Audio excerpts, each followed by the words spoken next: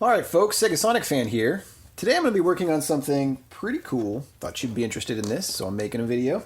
This is the Dempa Micomsoft controller. This actually, the one I'm actually going to be working on, is the ST2 XE-1 ST2. And it is for the Sega Genesis, as well as personal computers. I believe it works with the Micomsoft the Sharp X68000, and I think some people say it works with the MSX, possibly. It was meant to be sort of a multi-use, super high quality aftermarket third-party controller. These are nothing like what you find in the States by, like, say, Pelican or some of those other third-party folks. This was designed to these are designed to be really top quality, and they have these great clicky arcade-style sticks, really responsive buttons. This is the one for the NES Famicom that I really like, and it has sort of an adjustable auto fire that I really like. I might want to crack this open and duplicate the circuit one day because it does such a great job. And so same with this one, though. Actually, I'm going to be documenting this so I can duplicate the circuit as well. But first, I've got to do some TLC. This thing is gross and has had a hard life, apparently. When I looked at it, I knew I was probably in for some trouble because the warranty sticker had been pushed in. And I was not wrong about that. There's going to be some work to do here. So a little bit of an overview of what I've found, at least so far. And this model does not have the auto fire, by the way. A little bit of a bummer, but that's okay. A lot of Genesis games don't desperately need it. So we've got some ICs here. Old school dip package ICs. We've got a Toshiba 74HC157, another 157, and an 00. So the 157s, those are, I believe it's a kind of... Actually, I don't want to say. I forget, but I know they're inside the Genesis controller. And the 00 is that? I think that's NAND logic, or is it an OR gate?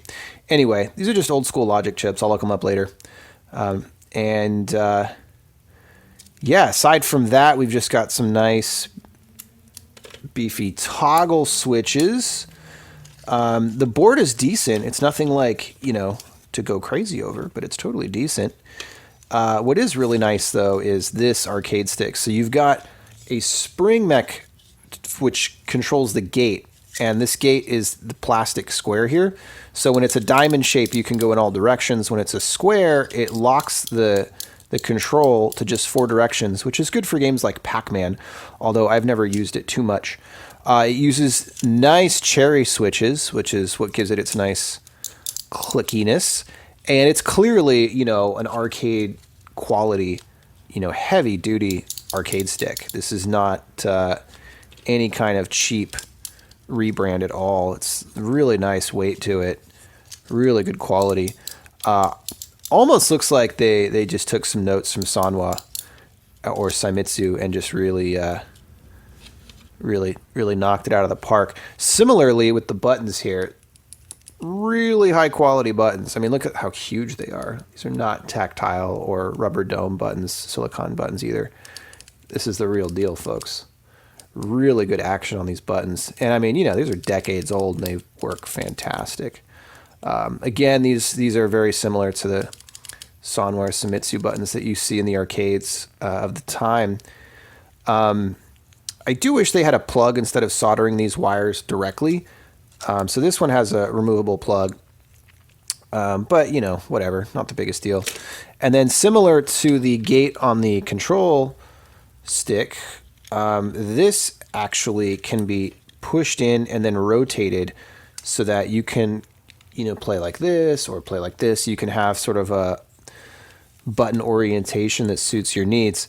And so both the turning mech for that, and the gate turning adjusting for this were just like really stuck and not feeling very good. Oh, one of the little buttons just came off. That's okay. Might need to pull these off anyway to do some cleaning. So yeah, I'm going to do a lot of cleaning. I might do some anti-rust stuff that I have for the metal plate here on this guy. Removing these arcade top balls is really hard. I'd like to do that to have better access and remove the spring and clean it and stuff, and the gates, but I might just have to not remove those and kind of just go in here with a little bit of patience.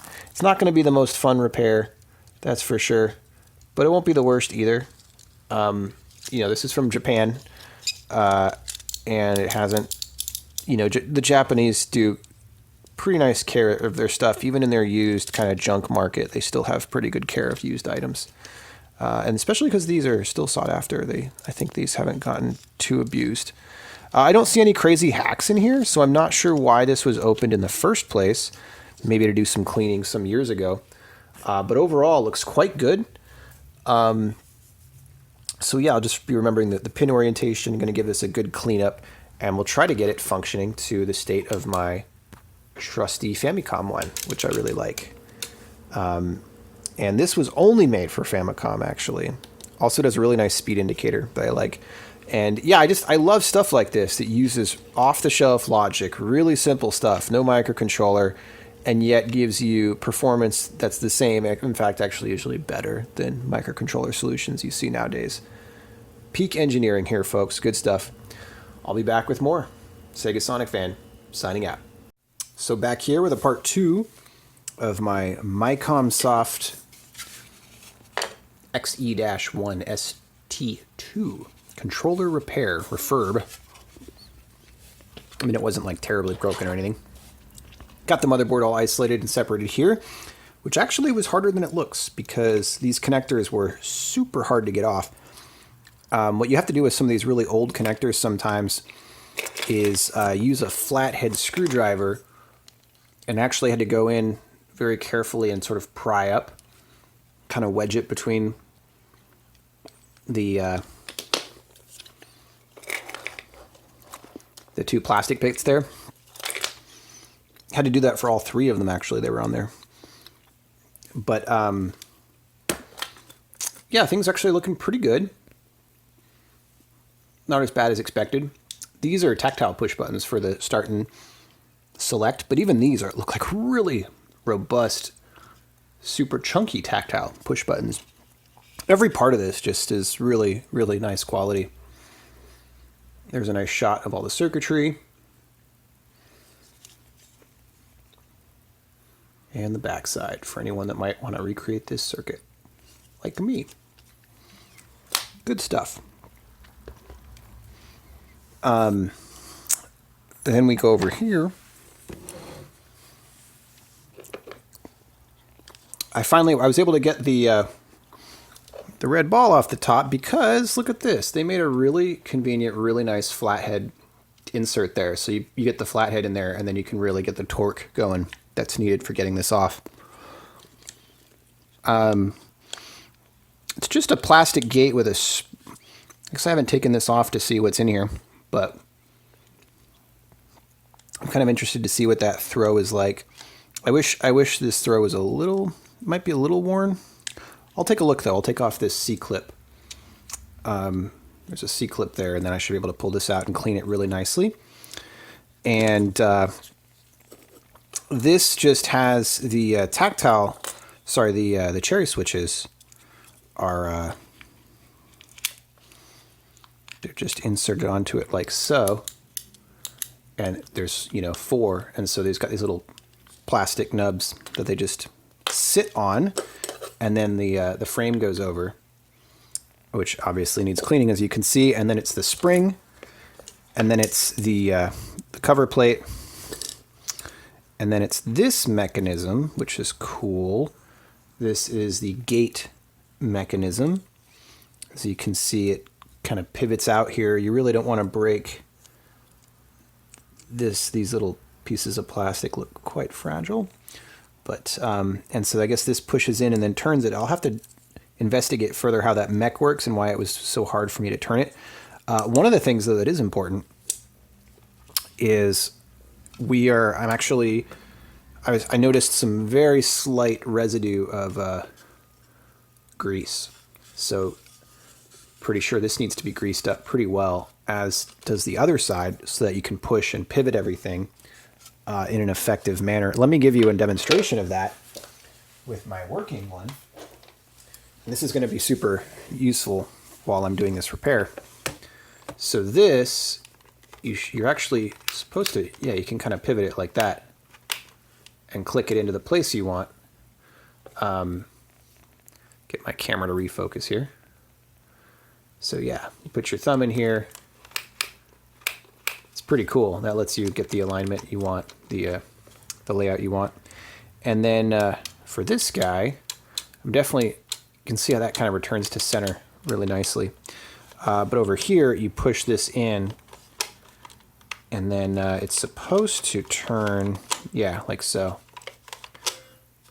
And that turns really nicely. Now, I almost never use the other gate. I almost always use, oh, so I see what it's doing. Hey, that's really cool. So when you turn this, it actually pushes in. What a cool design. It pushes in these two bits to lock it into place. So it's not actually an octagon and a square, or sorry, a diamond and a square. It's, I guess it is. Yeah, but it actually is expanding the area, not just the shape of the gate, but the actual area of the gate too. That is cool. So it's actually less of a gate for, say, like Pac-Man or something, and it's actually, I think, maybe more for, yeah, like less throw, maybe tighter precision. You'll notice though that doesn't really get the cherry switch. That might just be from age when I have it like this. I'll have to test it more. I'm kind of curious how this works, but oh no, it is. I'm sorry. I take it back. It is for kind of a Pac-Man thing, because what it does by enclosing it, it keeps it so you can't hit diagonals. That's so cool. So yeah, it squeezes in these two diagonal pieces of plastic essentially, and then you only have up, down, left, and right. And it even says 4 and 8 way. So that is cool. And yeah, I wish they had made a little piece of something on here to make this a little more clear. That's the marker. So that's 8 way as it is now. Cool stuff. So yeah, gonna be going on here with the repair. I'll make another part when I get further along. All right, so here I am back again with my Micomsoft XE-1-ST2 repair, and I'm actually feeling really good about this. I made a lot of progress, and I think I'm going to finish this all today, actually. This is the rust remover. This stuff is so great. I use this in another video you can find where I fixed up the bottom plate of a Sega CDX using this. Really great. In fact, I opted for this over using my ultrasonic cleaner because what a good job it does. It basically neutralizes any new growth of rust and does what it can to get rid of the old stuff.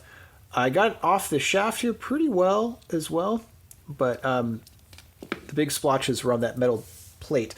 There was also little spots of rust here, even on the plastic. So this thing had been abandoned, it seems. And then I went ahead and cleaned off some of the goop that was on the back of this. It might have been flux, but I'm not sure. Could have been some old orange soda or something. So I cleaned that PCB up pretty well. Got the ball top off and cleaned that all up nicely. And I'm going to put this back in and then put it all back together. I did have to clean this bottom plate. There was a lot of nasty gunk in there. And clean this guy up too. Really a lot of appreciation for the engineering that went into this. Really quite amazing stuff. One thing that really this benefits from is getting re-greased. How this works, by the way, there's these two holders that kind of keep you from pushing this in, you know. So these kind of hold it up. The plastic is reasonably thick, by the way, which is why it isn't breaking even after all these years, because plastic does age and get brittle. Just great design work. And then this one, which they all have the same mold, but this top one actually has a flexible metal clip that when you turn this, it notches in here and makes the little clicking sound.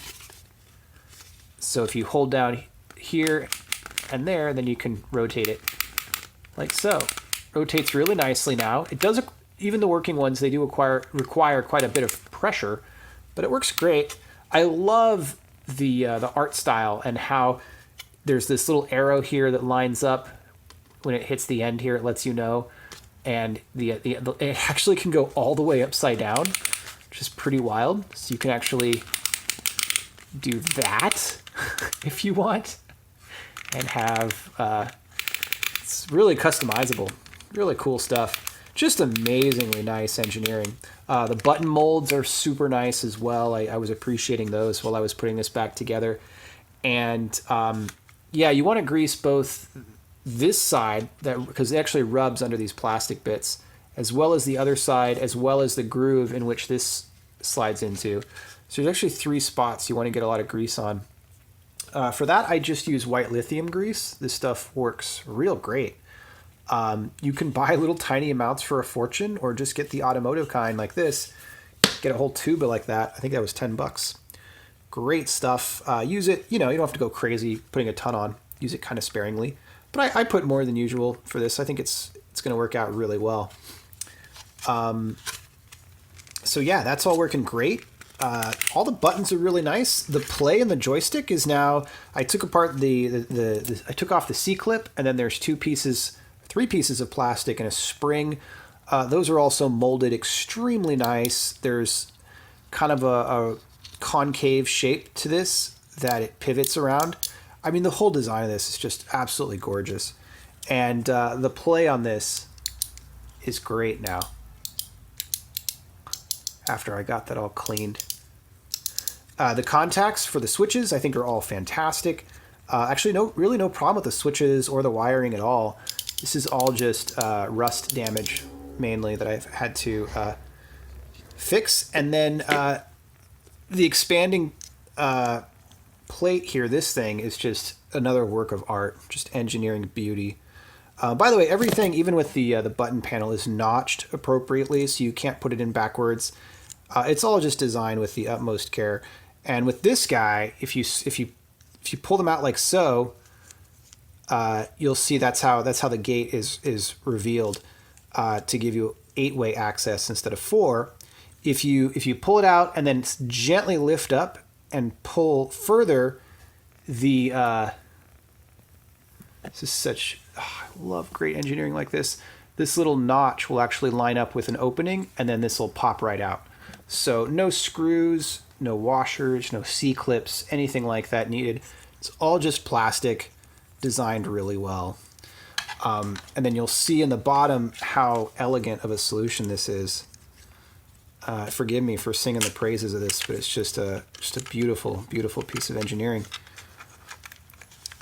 So if I put this, notch it into the appropriate place, you'll see that the plastic here in the frame of the case itself, or in the internals of the case, play a part in how this works. So there's a spring under here, and when you push it, these pieces come out and just notch. Gosh, it's hard to show this, but, and then they notch like so and give you an 8-way frame. Anyway, I'm going to put this all together and do a demonstration. Fortunately, none of the plastic broke. I mean, this thing got a lot of use. It got rusted, and yet I'm able to repair it and put it all back together because it's just exceptionally well made, even after decades of corrosion and plastic getting older. I think it's still going to work like a charm, unless there are some blown circuits on here, which not going to be a difficult task to replace those. Those are off-the-shelf logic. So yeah, I'll put this back together. I'll make one more part showing specifically the 8 to 4-way mech, because I think that's really cool. And I'll call it a day here. Part 3 coming up.